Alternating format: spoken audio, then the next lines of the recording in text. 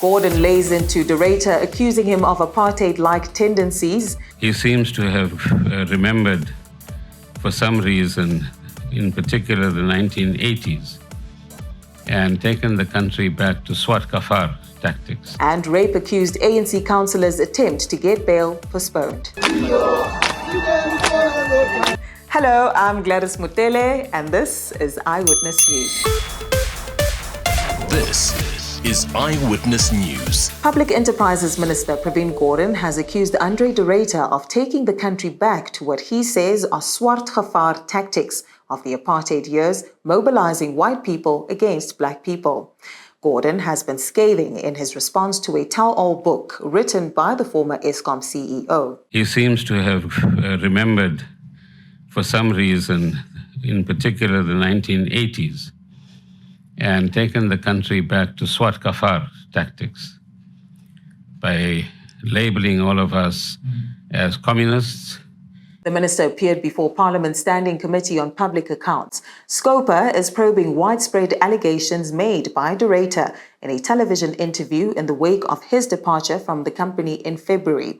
He later detailed the length of the deep-rooted corruption at the utility in a book, which Gordhan admits he hasn't read. In no big institution like Eskom, in the private sector, would you have a CEO who has left for whatever reason, going and writing chapter and verse about events that have been taking place within the company itself.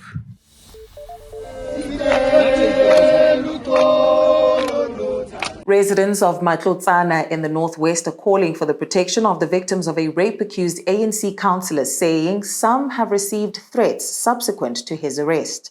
The councillor made his second appearance in the Orkney Magistrates Court this morning. He was nabbed 2 weeks ago after a video of him allegedly raping a 15-year-old boy went viral on social media.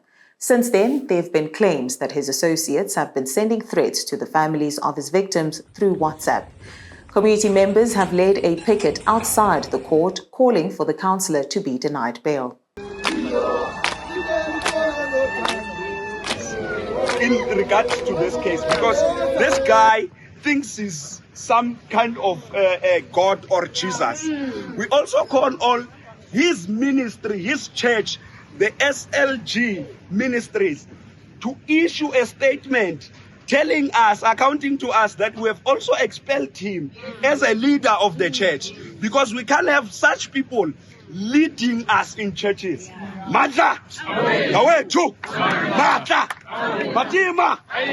His case has been postponed to the 26th of next month. I'm feeling blessed and highly favored. Staying at the courts, former Tshwane Mayor Murungwa Makwarela wants his bail conditions relaxed. Makwarela appeared in the Pretoria Specialized Commercial Crimes Court facing 2 counts of fraud, one related to his failure to disclose his insolvency status and the other for producing a forged court rehabilitation notice to council. His bail conditions include giving up his passport, not leaving Gauteng without permission, and not making any contact with employees from the Tshwane municipality. The former mayor told the court he has fired his previous legal team and is now being represented at his 4th court appearance by advocate Justice Mnisi. The matter has been postponed to the 2nd of next month. The state in the Senzo Meyiwa murder trial has argued the anonymous witness to take the stand next is a vulnerable victim of crime who has a right to be protected by the courts. The witness made an application to the court to stop the live broadcast of court proceedings being heard, saying she is a public figure and performer who fears for her safety.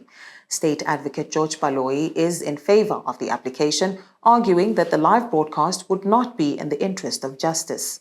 Being a victim of crime is traumatizing. My Lord, we have seen the 2 previous witnesses breaking down at times. Now, why should this witness be castigated? All that she's asking for is this. 5 men are being tried for the 2014 murder of the Bafana Bafana and Orlando Pirates captain at the home of his girlfriend singer Kelly Khumalo. Now, today's proceedings were not without a sprinkle of drama, as is normally the case. And who else but the disbarred advocate and former defense lawyer in the trial, Malisela Tefo, returning to the court for a verbal exchange with the judge. I'm not just watching brief. And watching briefs don't address court. I am not just On watching whose brief. behalf are you addressing? I am not just watching brief. I got instructions, proper instructions. Mr. Peko, please So I was. sit down. If you don't sit down, if you address me wasting time again, I request the court orderlies and whoever is responsible in this court to make sure that we are taken out. And finally, it's International Day Against Homophobia, Biphobia and Transphobia, a day marked to raise awareness about LGBTQIA+ rights violations worldwide. The day celebrates the work being done to encourage interest on issues affecting the diversity in people's sexual orientation and gender identity. The main focus every year today is the right of everyone to live a healthy and dignified life without stigma. And that's all we have time for today. See you next time. For now, don't forget to like, share, and subscribe. Eyewitness News. In touch, in tune, and independent. For the latest, log on to ewn.co.za or ewn.mobi.